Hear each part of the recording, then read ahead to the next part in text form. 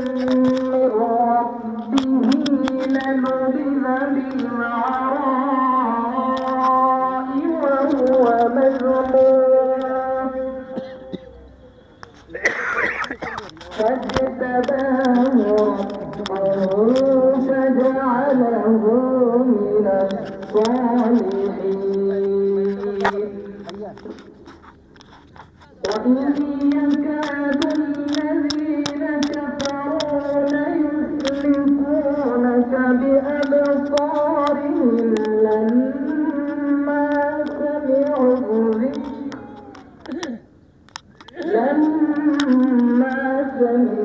الذكر يقولون إنه لمجنون وما هو إلا ذكر للعالمين صدق الله العظيم.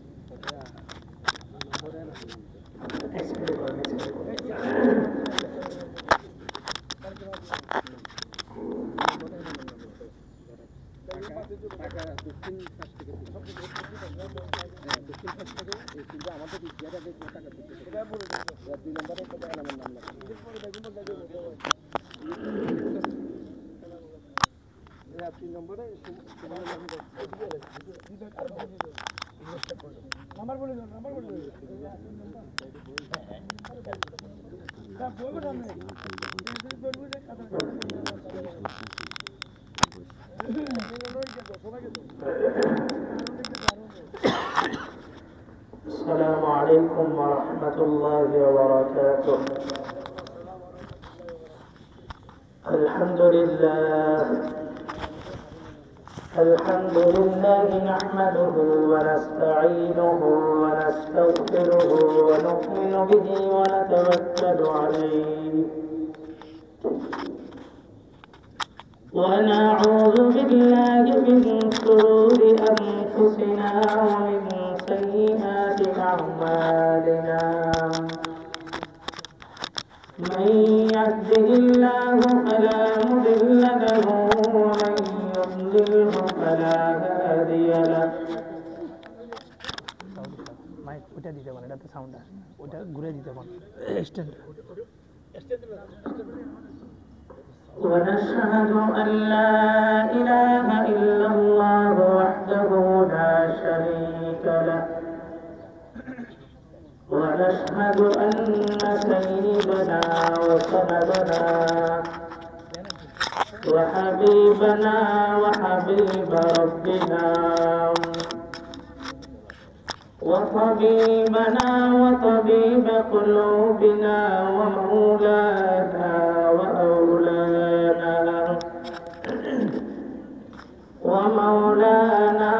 وأولانا محمدا عبده ورسوله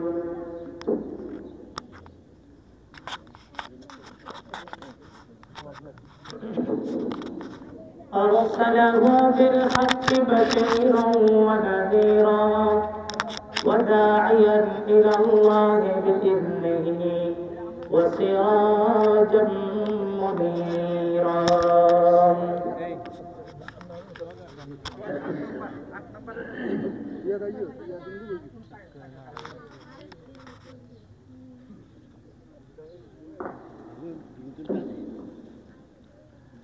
أما بعد فأعوذ بالله من الشيطان الرجيم بسم الله الرحمن الرحيم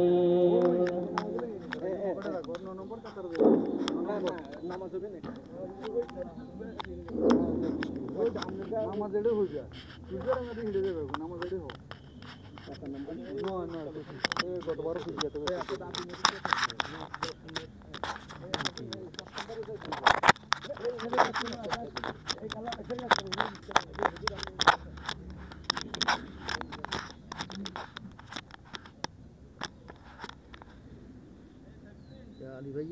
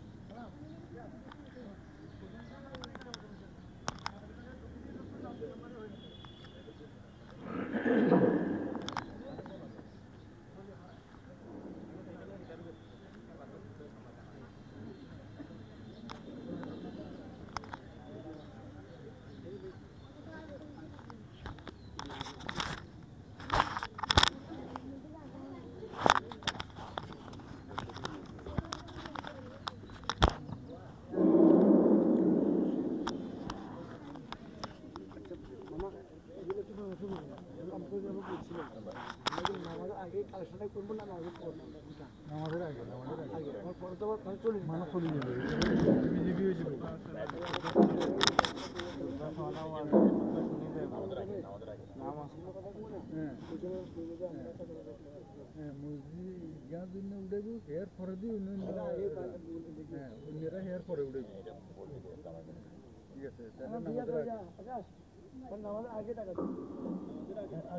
নামাজের পরে মানুষ চলে যায়, মানে তখন বিচিং গেলা হয়ে যায়। হ্যাঁ যাইবে আর বিচিং গেলা হয়ে যেত, মানে টিয়া উড়ের মতন পরিবেশ থাকে না। হ্যাঁ টিয়া উড়ের মতন পরিবেশ থাকে না, নামাজেও যায় আর টিয়া উড়েবার পরিবেশ থাকে না, কারণ মানুষ বাহার ওর সময় টিয়া উড়ে ঢুকে চলে যায় আর পরিবেশ নষ্ট হয়ে যায়, কারণ টাকা থাকে না, কিছু থাকে না।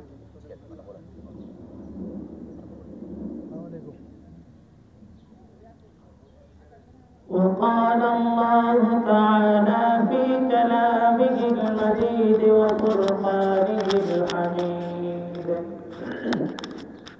أعوذ بالله من الشيطان الرجيم بسم الله الرحمن الرحيم يا أيها الذين آمنوا كتب عليكم الصيام كما كتب على الذين من قبلكم لعلكم تتقون وقال الله تعالى في آية أخرى فمن صامه وقيامه من رمضان إيمانا واحتسابا غفر له ما تقدم من ذنبه وقال رسول الله صلى الله عليه وسلم غفر له ما تقدم من ذنبه أخرج من ذنوبه كيوم ولدت أمه صدق الله العلي العظيم وصدق رسوله النبي الكريم ونحن على ذلك لمن الشاهدين والشاكرين والحمد لله رب العالمين. اللهم صل على محمد وعلى آل محمد كما صليت على إبراهيم وعلى آل إبراهيم إنك حميد مجيد. اللهم بارك على محمد وعلى آل محمد كما باركت على إبراهيم وعلى آل إبراهيم إنك حميد مجيد. الله أكبر الله أكبر لا إله إلا الله والله أكبر الله أكبر ولله الحمد. الله أكبر الله أكبر لا إله إلا الله والله أكبر الله أكبر ولله الحمد. আল্লাহ তাআলা লাখ কোটি শুকরিয়া যে মহান রব্বুল আলামিন 30টা দিন রমজানের পুরো মাস রোজা রাখার পর আজকে বিনিময় নেওয়ার জন্য আমাদেরকে ঈদগাহে একত্রিত হওয়ার তৌফিক দান করছেন। এই জন্য কালিমাতুল শুকর আদায় করি আলহামদুলিল্লাহ। ঈদগাহে আসার যে কয়টা কারণ, উল্লেখযোগ্য একটা কারণ হলো যে রমজান মাসে যে রোজা রাখছি রোজার বিনিময় নেওয়ার জন্য।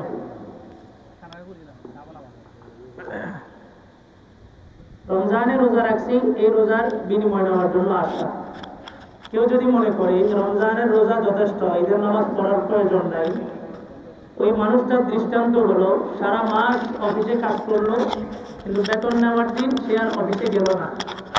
ওই লোকটা যেমন বোকার স্বর্গে বসবাস করছে, তেমনি ভাবে ওই সমস্ত মানুষও বোকার স্বর্গে বসবাস করছে যেনারা মনে করতেছেন সারা মাস রোজা রাখছি, ঈদের নামাজ পড়লে কি না পড়লে কি।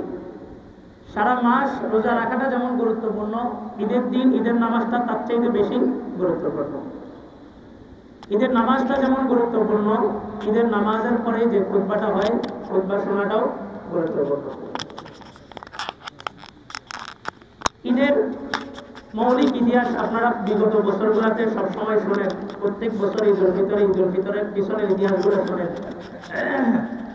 আল্লাহ রাসূল মক্কাতে গেলেন, মক্কা থেকে মদিনাতে গেলেন, যাওয়ার পরে দেখলেন যে মানুষ, মদিনার মানুষ দুইটা দিবসকে উৎসব হিসাবে পালন করে। একটা হচ্ছে নওরোজ আর একটা হচ্ছে মেহেরজান। এই দুইটা দিবস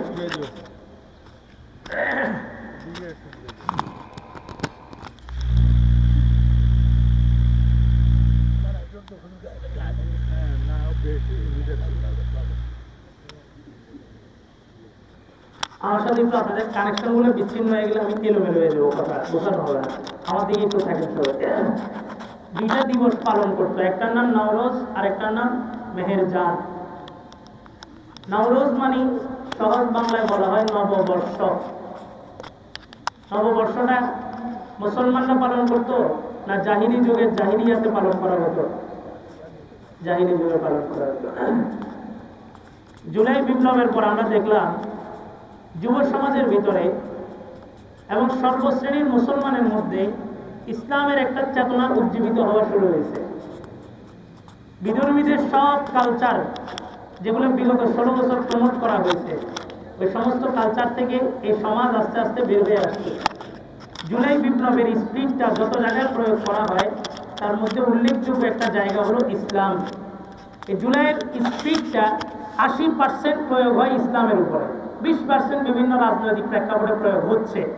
মাঠ পর্যায়ে আমরা যেটা দেখতেছি, বলার উদ্দেশ্য হলো এই নববর্ষ এটা আমাদের দেশের কোনো সংস্কৃতি না, বিধর্মীদের একটা সংস্কৃতি, দেশীয় সংস্কৃতি হিসাবে চালায় দেওয়া হয়েছে এত বছর। এখন নতুনভাবে যুব সমাজের ভিতরে ইসলামের চেতনা ঢুকছে। সমাজ এখন যে কোনো কাজ করার আগে চিন্তা করে এটা ইসলাম অনুমোদন করে কিনা, অ্যালাউ করে কিনা। এই জন্য আমরা দেখছি উপদেষ্টা মণ্ডলীদের ভিতরে একজন উপদেষ্টা আছে ফারুকি, নাট্যকার। তাকে উপদেষ্টা না, উপদুষ্ট বলতে হবে। নাটক সিনেমা সমাজের মূল্যবোধ নষ্ট করার 1 নাম্বার কারণ হচ্ছে নাটক সিনেমাগুলো। এই সমস্ত নাটকের কারণেই সমাজের মধ্যে এই কুসংস্কৃতিগুলা প্রবেশ করে নাটক সিনেমার মাধ্যমে। এই নাট্যকার এই বছর নববর্ষ পালন করার জন্য সেই যে পলিসিটা অবলম্বন করছে দেখলাম, সেটা হলো সে পার্লামেন্টে আপিল করছে যে এইবার নববর্ষে শহীদ আবু সাঈদের মূর্তি বানানো হোক। নাউজুবিল্লাহ বলে। দেখে মানুষের ধর্মীয় ইমোশনাল ব্ল্যাকমেল কিভাবে করছে। একজন মানুষের মূর্তি বানাবে কি বানাবে না, সর্বপ্রথম ওই মানুষটা দায়ী। সর্বপ্রথম লেবিলিটি নিবে যার মূর্তি বানানো হয়েছে সে। কি বলেন, শেখ মুজিবের মূর্তি বানানোর কারণে তার কবরের মধ্যে সওয়াব হয়েছে না শাস্তি হয়েছে? যারা বানাইছে তারা কি নেকি কামাইছে না গুনাহ কামাইছে? শেখ মুজিব কেন ভোগ করবে? কারণ শেখ মুজিবের পরিবার চুপ ছিল, এই মূর্তি বানানোর পিছনে সাপোর্ট করছে। এই কথাগুলো বলার উদ্দেশ্য হইল আবু সাঈদকে আমরা সবাই চিনি কি হিসাবে? শহীদ হিসাবে। একজন শহীদের মূর্তি বানানো হবে, এটা কোনো মুসলমান ঘরে বসে থাকতে পারে না, এটা কোনো মুসলমান বাক্যে এটা মেনে নিতে পারে না। তার চাইতে বড় কথা হলো আবু সাঈদের ইন্তেকালের পর আমরা দেখছি আবু সাঈদের পরিবার সরাসরি স্টেটমেন্ট দিছে যে আমাদের সন্তানের কোনো মূর্তি, কোনো ছবি কোথাও টাঙানো হবে না। তাহলে সেখানে একটা নববর্ষকে সমাজের মধ্যে আবার নতুনভাবে জুলাই স্পিরিটকে থামায় দেওয়ার জন্য, আবার নতুনভাবে সমাজে প্রবেশ করানোর জন্য কি থিওরি অবলম্বন করছে? যে শহীদ আবু সাঈদের মূর্তি বানানো হবে নববর্ষে। আল্লাহ। তো মুসলমান আবু সাঈদের 1 নম্বর পরিচয় হচ্ছে সে মুসলমান, আর 2 নম্বর পরিচয় হচ্ছে মুসলমান হওয়ার কারণে সে আমার ভাই। আমার আপন ভাইয়ের মূর্তি যেমন কাউকে বানাইতে দিব না, আমার একজন মুসলমান ভাইয়ের মূর্তিও আমি কাউকে বানাইতে দিব না। এই জুলাই বিপ্লবে আবু সাঈদ রক্ত দিয়া, নিজের জীবন বিসর্জন দিয়া এই স্বাধীনতা এনে দিচ্ছে কি কবরে আযাব ভোগ করার জন্য? তার এই স্বাধীনতা এনে দেওয়ার কারণে আজকে আমরা স্বাধীনভাবে কথা বলতেছি, স্বাধীনভাবে চলতে পারতেছি। কত মাজলুম তার জুলুম থেকে রেহাই পেয়েছে। আজকে যে লোকটা স্বাধীনতা আইনে দিল, তার মূর্তি বানায় তার কবরের মধ্যে তাকে আমরা শাস্তির ব্যবস্থা করতেছি। এর চাইতে বড় নিমুখারামি আর কি হতে পারে? এই জন্য সমাজের মানুষ এই বিষয়ে সচেতন থাকতে হবে। তো জাহিলি যুগে 2টা দিবস পালন করা হতো। আল্লাহ রাসূল قدم النبي صلى الله عليه وسلم على المدينة لهم يومان يلعبون فيهما। মানুষকে দেখলেন তারা 2টা দিবসে খেলাধুলা করে। فقال ما هذان اليومان। আল্লাহ রাসূল তাদেরকে জিজ্ঞেস করলেন এই 2টা দিবস কি? قالوا كنا نلعب في الجاهلية। আমরা জাহিলি যুগে এই 2টা দিবসে আমরা খেলাধুলা করতাম। قال رسول الله صلى الله عليه وسلم قد أبدلكم الله بهما خيرا। আল্লাহ তোমাদেরকে ওই 2টা দিবসের পরিবর্তে উত্তম 2টা দিবস দান করছেন। তার মধ্যে প্রথম দিবসের নাম ঈদুল ফিতর, দ্বিতীয় দিবসের নাম ঈদুল আযহা। এটা হচ্ছে ঈদের সংক্ষিপ্ত ইতিহাস। লম্বা ঘটনা, লম্বা আলোচনা প্রতি বছরই শুনেন।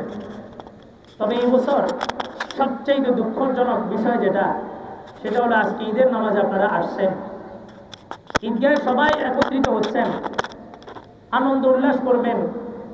ঈদের আগে 4-5 রাত বাচ্চাদেরকে মার্কেটিং করে দিয়েছেন। দুঃখজনক বিষয় হলো মুসলমান মুসলমানের ভাই, আল মুসলিম আকুল মুসলিম, মুসলমান মুসলমানের ভাই, আমার মুসলমান ভাই গতকাল এই দিনে ফিলিস্তিনে নামাজরত অবস্থায় তাদেরকে বোম নিক্ষেপ করে শত সহস্র মানুষকে শহীদ করা হয়েছে, শত সহস্র মানুষকে আহত করা হয়েছে। তো তাদের ঈদ কোনটা আর আমাদের ঈদ কোনটা? আল্লাহ রাসূল বলেন আল মুসলিম আকুল মুসলিম, মুসলমান মুসলমানের ভাই। এই আলোচনার মৌলিক জায়গা থেকে একটা প্রশ্ন থাকবে, ফিলিস্তিনের মুসলমানরা কি আমাদের আপন ভাই না সৎ ভাই? যদি বলেন আপন ভাই তাহলে উত্তর হবে আমরা মুনাফিক, আর যদি বলেন সৎ ভাই তাহলে ঠিক আছে উত্তর। যদি বলেন আপন ভাই তাহলে আমাদের পরিচয় কি? আমরা মুনাফিক। আল্লাহু আকবার। একজন মুসলমান কোন জায়গায় আহত হবে, আল্লাহ রাসূল বলেন আল মুসলিম কাজাসাদিন ওয়াহিদ, সমস্ত মুসলমান পৃথিবীর এক দেহের মতো।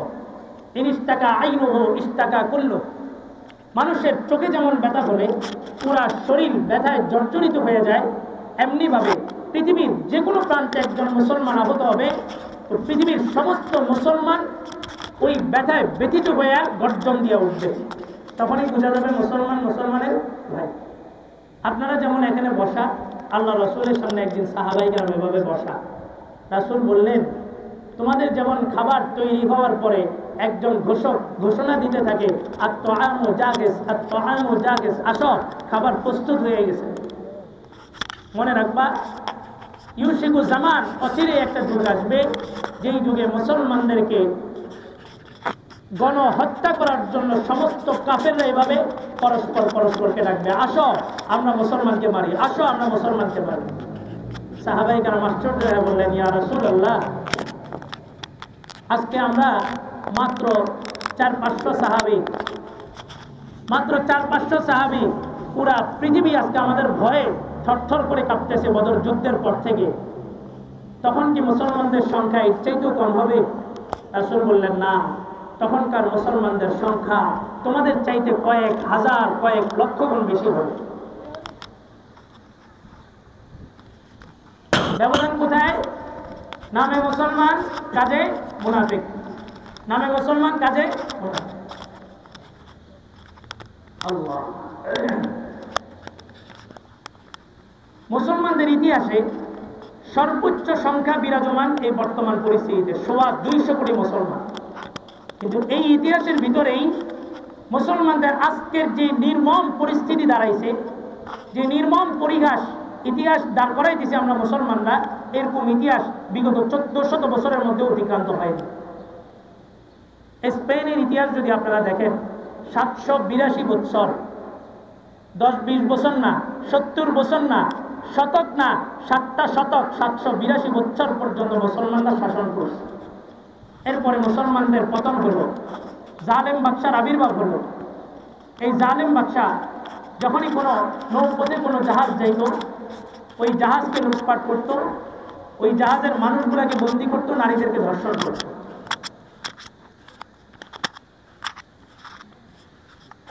এক বন্দী মাজলুম সে চিঠি লিখছে।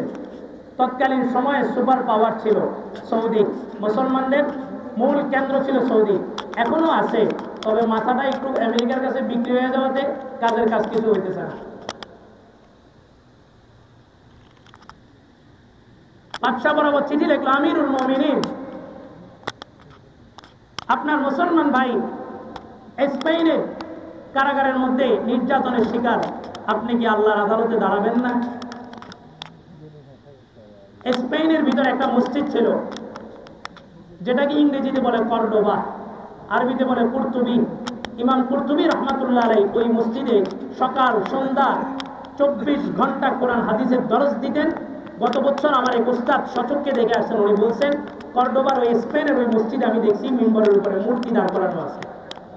আর এই মুসলমানদের অধপতনের মূল কারণ সমস্ত ইতিহাসবিদরা এই কথার উপর একমত, মুসলমানরা আকীদা নিয়ে দ্বন্দ্ব, টুপি নিয়ে দ্বন্দ্ব, জামা নিয়ে দ্বন্দ্ব, দাড়ি নিয়ে দ্বন্দ্ব, মেসওয়াক নিয়ে মারামারি করে নিজেদের মধ্যে বিভক্তি করছে আর নিজেদের ক্ষমতাটা আরামসে কাফেরদের হাতে তুলে দিচ্ছে।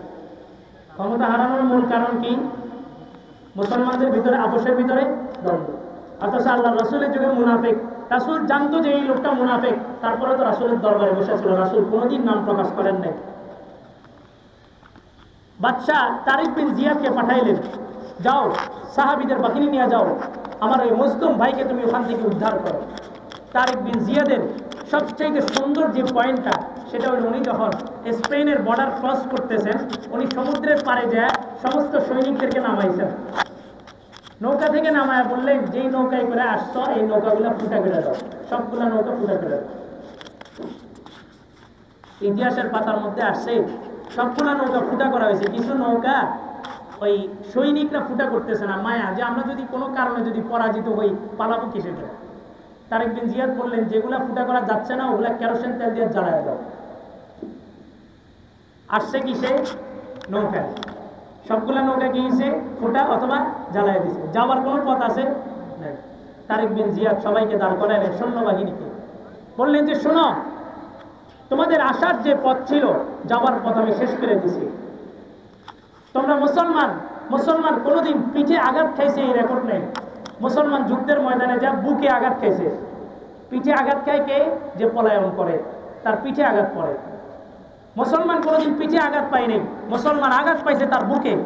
তোমাদেরকে নিয়ে আসছি, তোমাদের মরণ নিশ্চিত, তবে তোমরা কি বীর পুরুষের মতো মরবা না কাপুরুষের মতো মরবা এটা তোমাদের সিদ্ধান্ত। তবে আমি আশাবাদী রাসূলের বাণী তোমাদের কাছে পৌঁছছে, যদি কেউ যুদ্ধের ময়দান থেকে পলায়ন করে সে আত্মহত্যার শামিল, তার ঠিকানা হবে জাহান্নাম। সমস্ত সৈনিকরা দেখলো যাওয়ার পথ বন্ধ, এখন আর কিছু করার নাই, পিঠ দেয়ালে ঠিকা গেছে, নারায়ে তাকবীর, যুদ্ধের ময়দানে নেমে গেছে। তারিক বিন জিয়াদ একজন, অল্প কিছু 5000-এর বাহিনী, কোন কিতাবে আসছে 3000, এই 3000-এর বাহিনী দিয়া পুরা স্পেন বিজয় করছে। আর ওই মজলুম আত্মনাদ, যার আত্মনাদ সৌদি পর্যন্ত প্রতিধ্বনিত হয়েছে, ওই মজলুমকে জালিমের প্রকোষ্ঠ থেকে বের করে নিয়ে আসে। আইনা বলছে কদ আদাইতু ফারজাতি, আমি আমার ফরজ দায়িত্ব পালন করছি। একটা যুগ পার হইতে না হইতেই আমাদের ভারত উপমহাদেশ সিন্ধু রাজা দাহিরের জিন্দানখানা থেকে এক বোন তার আত্মনাদের চিঠি লিখছে, হাজ্জাজ বিন ইউসুফ সবচাইতে জালেম বাদশা ইতিহাসের মধ্যে, মুসলমানদের সবচাইতে জালেম বাদশা, যার চাইতে বড় জালেম বাদশা আসে নাই, কিয়ামত পর্যন্ত আসবেও না। ইতিহাসবিদরা এমন ভাবে লিখে গেছে। কারণ কি? কারণ হচ্ছে হাজ্জাজ বিন ইউসুফ এমন এক বাদশা ছিল, জালেম ছিল, যার হাতে জুবাইর ইবনে আওয়াম রাদিয়াল্লাহু তাআলা আনহুর মতো সাহাবী রক্তে যার হাত রঞ্জিত হয়েছে।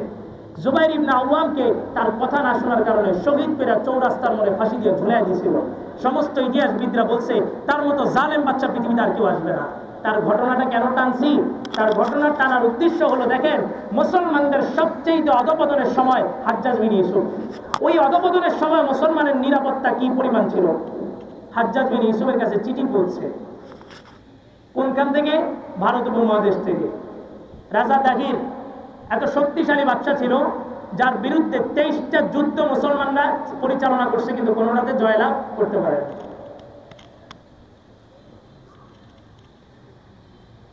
হাজ্জাজ বিন ইউসুফ তার জামাতা মুহাম্মদ বিন কাসেমকে ডাকলো, মুহাম্মদ বিন কাসেম আসো, কিবারে সাহাবী যারা আছে তাদেরকে নাও, দল গঠন করো, তোমাকে সেই রাজা দাগিরের জিন্দানখানা থেকে আমার ওই মুসলিম বোনকে তোমাকে উদ্ধার করতে হবে।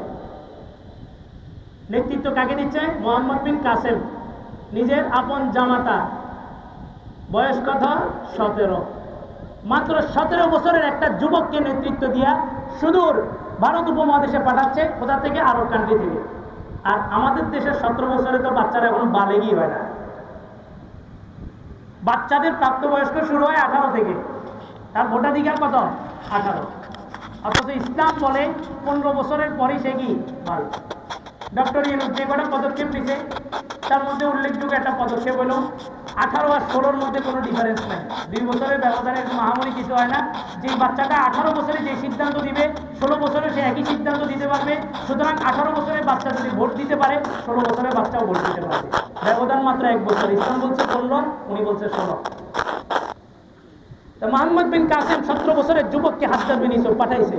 মোহাম্মদ বিন কাসেম আসছে এই ভারতের সিন্ধু প্রদেশে আসছে, রাজা দাগিরের বিরুদ্ধে যুদ্ধ করছে, রাজা দাগিরের জিন্দানখানা উড়াই দিছে।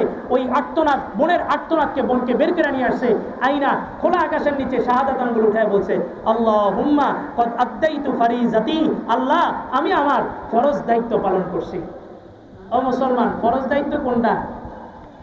আপনাকে যদি প্রশ্ন করা ফরজ দায়িত্ব কি, আপনি 1 নম্বর লিস্টে রাখবেন নামাজ, আর কি রোজা, আর কি যাকাত, আর কি হজ, আর কি, এরপরে বলবেন যে বাকি সব নফল। অথচ আল্লাহর রাসূল বলেন বুনিয়াল ইসলাম আলা খামস, ইসলামের ভিত্তি কয়টা জিনিসের উপরে? 5টা জিনিসের উপরে। কালিমা, নামাজ, রোজা, হজ, যাকাত, 5টা খুঁটি। আল্লাহর রাসূল বলেন 5টা খুঁটির উপরে ইসলাম নামক চাদরটাকে বিছায়া দেওয়া হয়েছে। চতুর্পাশে যখন খুঁটি, উপরের দিকে একটু তাকান, যেই জায়গাটাতে খুঁটি নেই ওই জায়গা দেখেন একটু তেরপালটা নিচের দিকে ঝুঁকে আছে, খেয়াল করেন উপরে একটু নিচে কি আছে, ঝুঁকে আছে। আল্লাহ রাসূল বলেন 5টা খুঁটির উপরে যখন ইসলাম নামক চাদরটাকে বিছিয়ে দেওয়া হলো, ইসলাম নামক চাদরটা নিচের দিকে ঝুঁকে গেছে। জারওয়াতু সানামিল ইসলামি আল জিহাদু ফি সাবিলিল্লাহ, আল্লাহ রাসূল বলেন এই খুঁটিটাকে মাঝখান দিয়ে আরেকটা স্তম্ভ উপরের দিকে উঠায় দিছে, ওই স্তম্ভটার নামই হচ্ছে জিহাদ ফি সাবিলিল্লাহ। এই 5টা খুঁটিকে মজবুত রাখবে কোনটা? জিহাদ ফি সাবিলিল্লাহ। নামাজকে প্রতিষ্ঠিত করবে কোনটা? জিহাদ ফি সাবিলিল্লাহ। রোজাকে প্রতিষ্ঠিত করবে কোনটা? জিহাদ ফি সাবিলিল্লাহ। হজ, যাকাত সবকিছুকে প্রতিষ্ঠিত করবে কোনটা? জিহাদ ফি সাবিলিল্লাহ। আজকে জিহাদ হয়ে গেছে জঙ্গি, আর ওই আমেরিকা, ওই জাতিসংঘ আমার ফিলিস্তিনের মুসলমানদের উপরে বোম্বিং করতেছে, ওটা হয়ে গেছে মানবতা। আর আমরাও জুলুম দেখতে দেখতে স্বাভাবিক হয়ে গেছে। 5 বছর চলতেছে তো আহামরি কি, ফিলিস্তিনে আবার বোম ফালাইছে, কি হয়েছে, 5 বছর তো চলতেছে। জুলুম দেখতে দেখতে স্বাভাবিক হয়ে গেছে। তারেক বিন জিয়াদের ঘটনা শুনাইছি, শিক্ষা নেন। তারেক বিন জিয়াদ বর্ডারে আইসা সমস্ত নৌকাগুলো ফুটে করে দিছে। ফিলিস্তিনের পাশে জর্ডান, মিশর, কর্ডোবা, স্পেন সব জায়গায় তাদের রাস্তা খোলা আছে, যাওয়ার রাস্তা আছে। ও বাঙালি মুসলমান, আপনাকে যখন মাইজ শুরু হবে 3 দিকে ইন্ডিয়া, একদিকে সমুদ্র, পালানোর জায়গা নেই, পালানোর কোনো জায়গা নাই। প্রস্তুতি নেন। এই ভৌগোলিক অবস্থায় আমাদের বাংলাদেশটা উল্লেখযোগ্য একটা পয়েন্টে আছে। আর আমাদের বাংলাদেশটা এমন একটা পয়েন্টে আছে যেটা পুরা পৃথিবীর চলমান গতিকে পরিবর্তন করে দিবে। পুরা পৃথিবীতে ইসলামী হুকুমত কায়েম করার জন্য সর্বপ্রথম যে ভূমিকা রাখবে সেটা আমার এই ভারত উপমহাদেশের এই মাটি, যেটার ব্যাপারে রাসূল বলে গেছেন গাজওয়াতুল হিন্দ হবেই হবে। রাসূল অন্য মাটির ব্যাপারে বলেন নাই, সৌদির ব্যাপারে বলেন নাই, সিরিয়ার ব্যাপারে বলেন নাই, ফ্রান্সের ব্যাপারে বলেন নাই, মায়ানমারের ব্যাপারে বলেন নাই। এই ভারত উপমহাদেশের ক্ষেত্রে কেন বললেন? আপনি ভৌগোলিক ম্যাপটা যদি সামনে রাখেন, আপনি দেখবেন পুরা বিশ্বের আপনার এই বিজনেসের যতগুলা পথ এরিয়া আছে সবকিছু আমার এই ভারত উপমহাদেশকে ঘিরে। এক দেশ আরেক দেশের সাথে বিজনেস করবে, মাঝখানে মধ্যস্থকে আমার বাংলাদেশ। আমার বাংলাদেশের বর্ডার ক্রস করে তারপরে সে বিজনেস করতে হবে। চায়না বিজনেস করতেছে কোথায়? কক্সবাজার মারামারি হয়েছে চায়না আর ইন্ডিয়ার ভিতরে, কেন? ওই জায়গাটা ধরছে কেন? ওইটা বিজনেসের তাদের মূল পয়েন্ট। আমার রাসূল একটা কথা বলেন, এটা বাস্তব হয়ে যায়। আল্লাহ বলেন ইন হুয়া ইল্লা ওয়াহয়ুন ইউহা ওয়া মা ইয়ানতিকু আনিল হাওয়া। আমার রাসূল যে কথা বলেন সেটা সরাসরি আল্লাহ প্রদত্ত ওহীর মাধ্যমে কথা বলেন। তা রাসূল কথা বললেই সত্য হয়, সেখানে রাসূল বলতেছেন আমি ওয়াদা করতেছি, এটা সত্য হওয়ার ব্যাপারে কোনো সন্দেহ আছে? আবু হুরায়রার হাদিস, ওয়াদানা রাসূলুল্লাহ সাল্লাল্লাহু আলাইহি ওয়াসাল্লাম গাজওয়াতুল হিন্দ। রাসূল একদিন আমাদের সাথে গাজওয়াতুল হিন্দের ওয়াদা করছেন। রাসূল আবু হুরায়রার হাদিসের পরের অংশ, আবু হুরায়রা বলেন আমি যদি ওই যুদ্ধ পেয়ে যাই, আমি আমার জান এবং মাল সব কিছু আল্লাহর রাস্তায় কোরবান করে দিব। আল্লাহর রাসূল বলেন আবু হুরায়রা বলেন আমি যদি ওই যুদ্ধে শাহাদাত বরণ করি, আল্লাহর রাসূল সুসংবাদ দিয়েছেন ওই যুদ্ধে যারা শাহাদাত বরণ করবে তাদের শহীদের মর্যাদা বদরি শহীদের মর্যাদার সমান হবে। আর যুদ্ধ থেকে যদি গাজী হয়ে আসি তো বদরি সাহাবীদের যে সুসংবাদ, আমি আবু হুরায়রার একই সুসংবাদ। কি সুসংবাদ? সারা জীবন যা মন চায় করো, জান্নাত তোমাদের উপরে ওয়াজিব, জাহান্নাম তোমাদের উপরে হারাম করে দিয়েছে। আজকে আসেন শেষ জামানার হাদিস যেগুলো আছে, এই হাদিসগুলোর মধ্যে বলা আছে গাজওয়াতুল হিন্দ হবে এবং মুসলমানদের সাথে একটা রক্তক্ষয়ী যুদ্ধ হবে, তবে সুসংবাদ হলো মুসলমানদের বিজয় আসবে। এই বিজয়ের কাফেলাটা সিরিয়ায় যায়, সিরিয়ার কালো পতাকা বাহিনীর সাথে যোগ হবে। আর ওই সিরিয়ার কালো পতাকা বাহিনীকে পরিচালনা করবে ইমাম মাহদী আলাইহিস সালাতু ওয়াস সালাম। আপনি সিরিয়ার বিজয় আমাদেরকে এই বিষয় আরো মজবুত করে দিছে। গাজওয়াতুল হিন্দ খুবই সন্নিকটে, বেশি দূরে নেই, কিন্তু এই সমস্ত আলোচনাগুলো আমাদের মধ্যে না হওয়ার কারণে আলোচনাগুলো একটু নতুন মনে হইতেছে, উদ্ভট আলোচনা মনে হইতেছে। তবে আমার রাসূল যেটা বলছেন এটা ঘটার ব্যাপারে তো কোনো সন্দেহ নাই, এটা ঘটবেই ঘটবে। এই মোহাম্মদ বিন কাসেম 17 বছরের যুবক আয়েশা রাজা তাহিরের জিন্দানখানা থেকে তার একটা বোনের আত্মনাথকে ছুটে নিয়ে গেছে। মোল্লা ওমরকে প্রস্তাব দেওয়া হইল, তুমি যদি শান্তিতে থাকতে চাও, আফগানকে যদি নিরাপদে রাখতে চাও, তো শুধুমাত্র বিন লাদেন উসামাকে আমাদের হাওয়ালা করে দাও। কয়জন? একজন। 43টা রাষ্ট্র থেকে 50 জন আলেমের একটা বহর, একটা টিম তৈরি করে পাঠানো হয়েছে আফগানিস্তান মোল্লা ওমরের সাথে কথা বলার জন্য। মোল্লা ওমরকে লম্বা সময় বোঝানো হলো।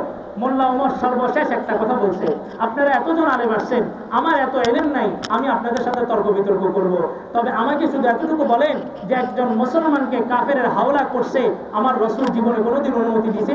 একটা দেখান, আমি উসামাকে তাদের হাওলা করে দিব।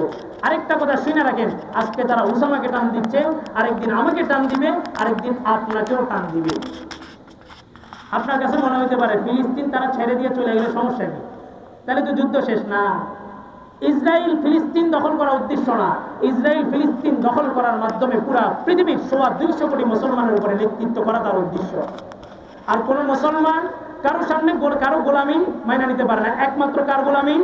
আল্লাহ। আল্লাহ রাসূল বলছেন বাবে লুত একটা গেট থাকবে, ওই গেটের উপরে দাজ্জাল আইসা, ঈসা ইবনে মারিয়াম আইসা দাজ্জালকে হত্যা করবে। আজকে আপনি উইকিপিডিয়াতে সার্চ দেন, ওই বাবে লুত ওই গেটটা তৈরি করা হয়েছে। আল্লাহ রাসূল বলেন শেষ জামানায় মুসলমানরা এই পরিমাণ নির্যাতিত হবে, এই পরিমাণ মাজলুম হবে যে মানুষ কথা না বললেও পৃথিবীর প্রতিটা বস্তু কথা বলতে বাধ্য হবে। আজকে দেখেন ফিলিস্তিনের এই কঠিন পরিস্থিতির মধ্যে কোন মুসলিম কান্ট্রি, 60টা মুসলিম কান্ট্রি, 250 কোটি মুসলমান, কোনো আওয়াজ আছে? এই মিছিল মিটিং দিয়ে কি হবে? একটা মিছিল যদি না পাঠাতে পারি। গতকাল রাত্রে ঘুমানো যায়নি আতশবাজির আওয়াজে। কে ফুটাইছে এগুলো? কে ফুটাইছে? আমাদের মুসলমানদের সন্তানরা। ঈদ আমাদের, কাফের মুশরিক তো ফুটায় নেই, এই মুসলমানের বাচ্চাগুলো ফুটাইছে। ওই অভিভাবকগুলো কি করছে? এদেরকে দিয়ে আপনি আবার রাষ্ট্র ক্ষমতায় ইসলাম স্বপ্ন দেখবেন, এই যুবকদেরকে দিয়া।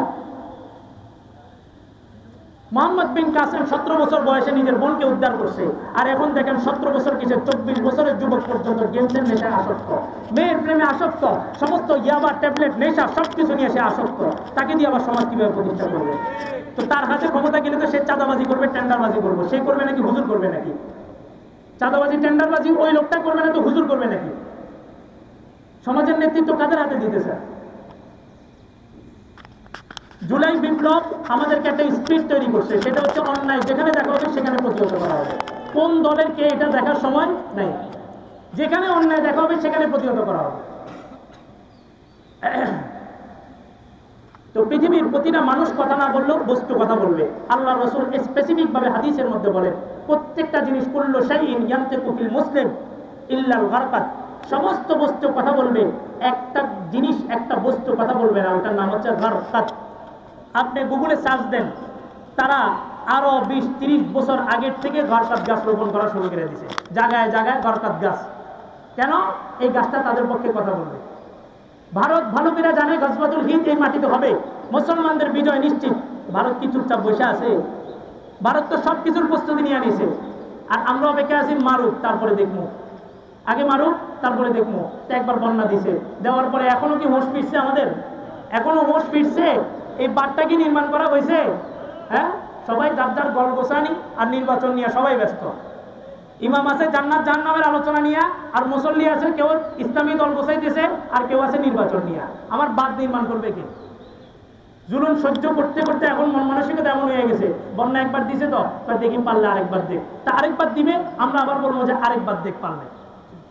এই বাঁধটাকে নির্মাণ 100 কোটি টাকা নাকি আমাদের চাচার কাছে আসছে, কিনা আমাদের ডক্টর ইউনূস সাহেবের কাছে 100 কোটি টাকা আসছে। এই সমন্বয়করা কোটি কোটি টাকা উঠেছে, এগুলোর হিসাব কোথায়? ত্রাণ তো দিছে আমার জনগণ, ত্রাণ তো সরকার দেবে, ত্রাণ জনগণে দিছে। তাহলে সরকারি যে টাকাটা উঠছে, আমার ফেনীর জন্য টাকাটা উঠছে, এটা গেছে কোথায়? আমি যেটা বলা উদ্দেশ্য, ভৌগোলিক অবস্থায় আমাদের বাংলাদেশটা খুব উল্লেখযোগ্য একটা পয়েন্টে আছে। আর মনে রাখবেন, বাংলাদেশের সবচাইতে উল্লেখযোগ্য পয়েন্ট হচ্ছে আমাদের ফেনী, সবচাইতে গুরুত্বপূর্ণ জায়গা হচ্ছে আমাদের ফেনী। আপনার ভারতের বিরুদ্ধে জিহাদ করতে হবে, যুদ্ধ ফরজ, এটা ফতোয়া আসবে কোথা থেকে? ঢাকা থেকে। মাইর খাবে কে? আপনি। যুদ্ধ কি তারা হেলিকপ্টার নিয়ে ঢাকা এসে করবে, না বর্ডার থেকে শুরু হবে? বর্ডার থেকে শুরু হইলে ফেনী কোথায়? বর্ডারে। এই মিরসরাই থেকে 4 কিলোমিটার পর্যন্ত এক্সক্লুসিভ জোন ভারতের দেওয়া, অথচ এই 4 কিলোমিটার শুধু যদি এটা ব্লক করে, চিটাং বাংলাদেশ থেকে আলাদা। পাহাড়ি পর্বত অঞ্চলগুলা তারা যুদ্ধ করার জন্য সশস্ত্র বাহিনী রেডি করতেছে, তারা যে কোনো মুহূর্তে বাংলাদেশের সাথে সশস্ত্র যুদ্ধে নেমে যাবে। এনজিও সংস্থাগুলো তাদের বিরুদ্ধে কাজ করতেছে। আজকে বলেন, এনজিও সংস্থা তো আমাদের বাড়িতে বাসা বাড়ানো থাকে। আজকে মুসলমান ফিলিস্তিনের জন্য কিছু করতে পারি নাই, তবে এতটুকু করতে পারছি, ওই কোকা কোলা খেয়ে তাদেরকে টাকা জোগাড় করে দিতে পারছি। আজকে আমাদের মহল্লার দোকানগুলোতে কি কোকা কোলা বিক্রি করে না? আপনার মা বোনকে কাইটা যদি রক্ত আইনা বিক্রি করতে, আপনি কি করতেন? তো ফিলিস্তিনের এরা কি আপনার সৎ ভাই নাকি আপনার মুনাফিক? ফিলিস্তিনের তারা কি আপনার আপন ভাই না সৎ ভাই? হ্যাঁ, তো আপন ভাই হলে কোকা কোলা খান কিভাবে?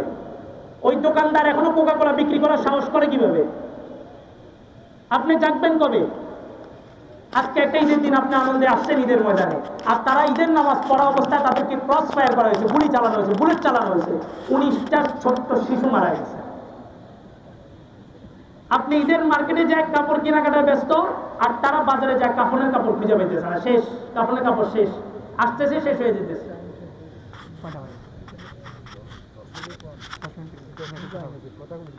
আচ্ছা, আমি সময় দিতেছি। ঈদের বিষয়গুলো তো আপনারা আগে থেকেই জানেন। হ্যাঁ, আমি বলে দিচ্ছি। ঈদের ইতিহাসগুলো আপনারা প্রত্যেক বছর শুনছেন, আর নতুন করে বলার মতো কিছু নেই, কিন্তু সমসাময়িক পরিস্থিতিটা আপনাদের একটু জানার দরকার আছে, এই জন্য সমসাময়িক বিষয় নিয়ে আলাপ করছি। 1 নাম্বার বিষয়, আজকের পর থেকে রমজান আসছে শয়তানের সাথে আমাদের একটা যুদ্ধ শুরু করার জন্য। এতদিন শয়তান আমাদের ভিতরে ছিল, যুদ্ধ করা সম্ভব না। শত্রু আপনার ভিতরে থাকলে যুদ্ধ করতে পারবেন? ভারতের সাথে যুদ্ধ করতে আমাদের সমস্যা কোথায়? সমস্যা হয়েছে ভারতের ভিতরে আমার মুসলমান আছে, আবার আমার ভিতরে তার হিন্দু আছে, যুদ্ধ করতে সমস্যা। শয়তান এতদিন আমাদের ভিতরে ছিল, যুদ্ধ করা সম্ভব না। 1 মাস আল্লাহ বন্দি রেখা শয়তানকে এক পাশে, আমাকে আরেক পাশে, মাঝখানে পার্টিশন তৈরি করে দিয়েছে। এখন যুদ্ধ করা সহজ না কঠিন? মনে রাখবেন, রমজান আসছে সমাজের সমস্ত অশ্লীল কাজগুলোকে বন্ধ করার জন্য, রমজান আসছে সমাজের সমস্ত অন্যায় কাজগুলোকে বন্ধ করার জন্য, রমজান আসছে দোকানে ওই সমস্ত টিভি আড্ডাখানাগুলো বন্ধ করার জন্য, রমজান আসছে সমাজের প্রত্যেকটা দোকানে চাঁদাবাজি, টেন্ডারবাজি, এই সমস্ত জিনিসগুলো বন্ধ করার জন্য। সমাজের প্রতিটা মানুষ আজকের ঈদগাহ থেকে প্রতিজ্ঞাবদ্ধ হন যে ঈদগাহ থেকে বের হবো। রমজান যেভাবে কেউ গুনাহ করতে পারে না এই প্রকাশ্যে, আজকে ঈদের পর থেকেও কেউ প্রকাশ্যে গুনাহ করতে পারবে না। রমজান যেভাবে কেউ সিগারেট দোকানে বসে খাইতে পারে নাই, আজকে ঈদের পর থেকেও কেউ সিগারেট দোকানে বসে খাইতে পারবে না। রমজানের ভিতরে যেমন কেউ গান বাজনা, টিভি, গান সেট জোরে ছাড়তে পারে নাই, আজকে থেকেও কেউ মহল্লার মধ্যে এই জিনিসটা ছাড়তে পারবে না।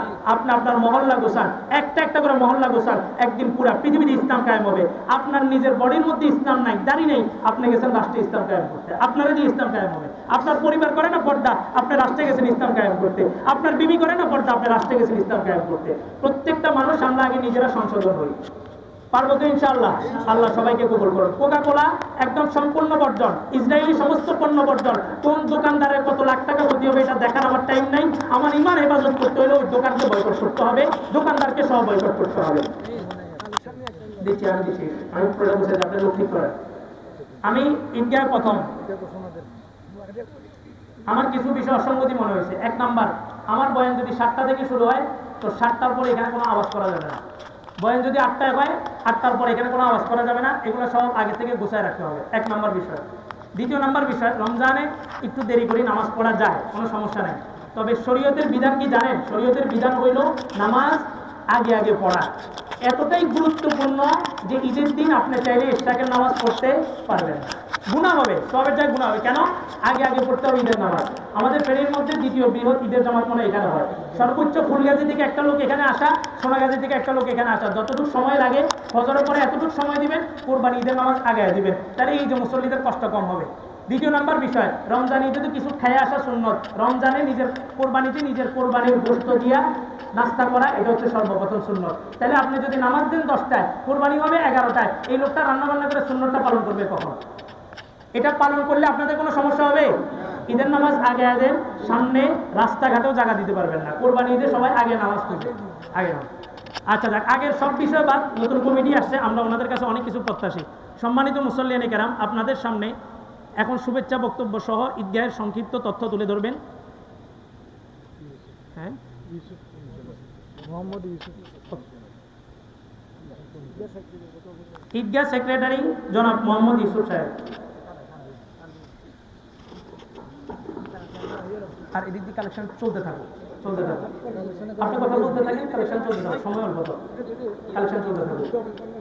ঈদগাহের কালেকশনটা করেন, ঈদগাহের পরে আরেকটা সময় বলে দেবে না,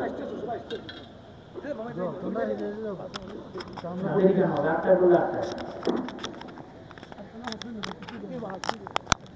টাইম করুন না।